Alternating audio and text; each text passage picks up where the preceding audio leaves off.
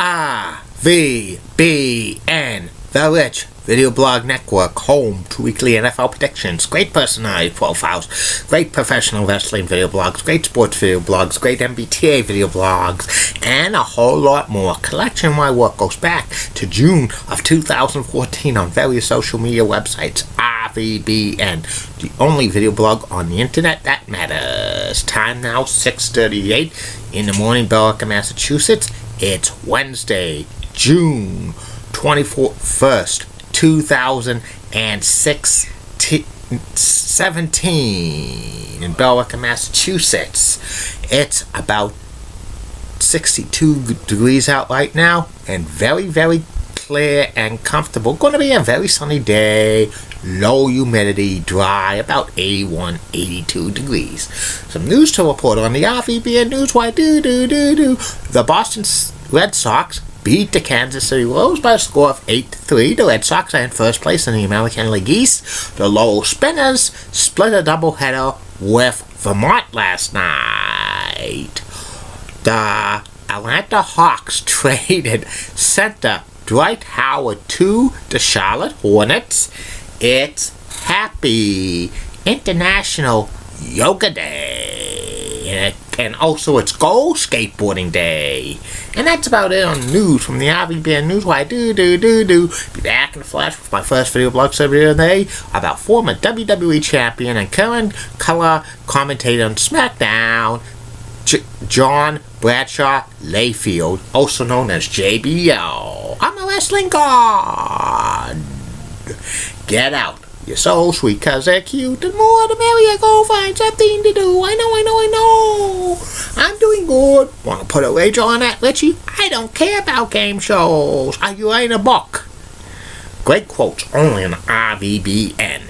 Time now is 6:40 in the morning, Billerica, Massachusetts. My first video blog subject of the day for Wednesday, June 21st, 2016 is my personality profile. Today's personality profile is about former WWE champion and current SmackDown announcer John Bradshaw Layfield. John Bradshaw Layfield was one of the biggest heels in the WWE in the mid-2000s. He was a WWE champion for about 9 months. John Layfield was born and he grew up in Texas. He played high school football in Texas. High school football in Texas is a big deal. High school teams play in stadiums of 7,000-8,000 seating capacity, which is the equivalent of some minor league baseball stadiums. And John played a senior year in high school, played 3 games with a broken leg.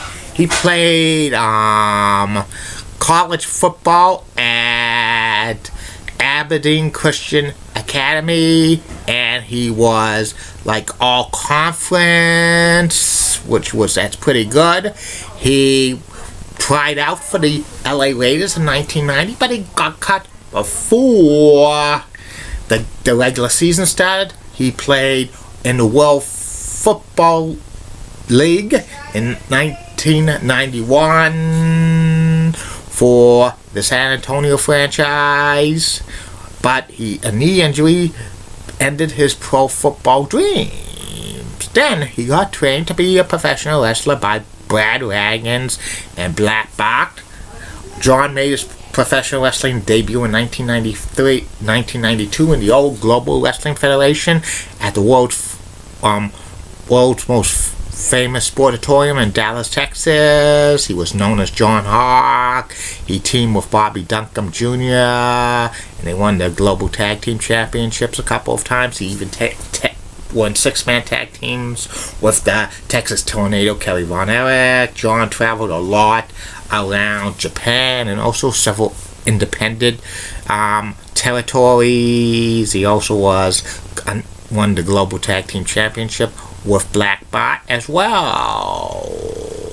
In 1996, John signed with the WWE and he became Justin Hawk Bradshaw, managed by Uncle Zebekiah. He was a wild Texan, and he feuded with Savio Vega and The Undertaker and a couple of others, Freddie Joy Floyd. After each and every match, he would use the branding iron, and it had the B with Bradshaw, kind of a little bit of a modern day Terry Funk. You egg-sucking dog, you Dusty Rhodes!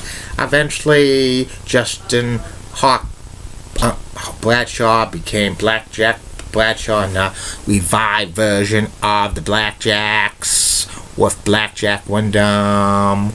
In storylines, Bradshaw and Wyndham were cousins, but they're not related in real life.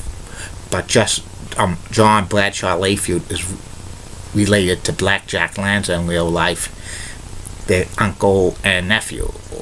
The Blackjacks lasted about a year in the WWE. Then Bradshaw got a push as kind of a wild Texan. He grew out his hair.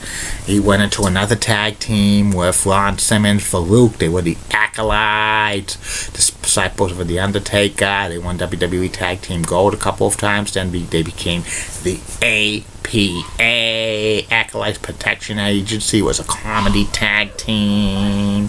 Need to do a video blog on the APA sometime in the near future.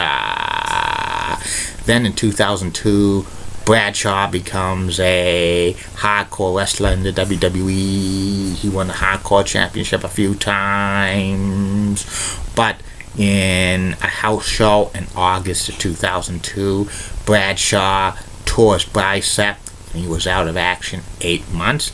Then he reformed the APA with Farouk or Ron Simmons, and it lasted for about a year before Ron Simmons went to become a backstage worker for the WWE, and then Bradshaw was rechristened John Bradshaw Layfield, a heel Texan who talked a lot and was a financial analyst type thing. He would come to the ring with a limousine with bull horns, and he feuded with Eddie Guerrero. He won the WWE Championship in June of 2004 in controversial fashion with Eddie Guerrero, and for the next 9 months, John Layfield was the WWE Champion. JBL, he feuded with Eddie Guerrero, The Undertaker, Booker T, and a few others. He formed the Cabinet, which included Orlando Jordan and the Basham brothers. They were managed by Amy Weber. Eventually, JBL lost the WWE Championship to John Cena, and they had a long-running feud in 2005. Then JBL became United States Champion, being Chris Benoit, and they had a long-running feud. JBL actually retired for a little while in 2006 to become a color commentator in SmackDown with Michael Cole, and he returned to the ring in 2007 as a heel, feuding with Chris Jericho, Shawn Michaels, CM Punk, Rey Mysterio Jr., and a few others. He won a few more U.S. titles and Intercontinental titles and Tag Team Championships. JBL officially retired in 2009 from wrestling. He did a lot of other things. He is on Fox News Channel as a financial analyst.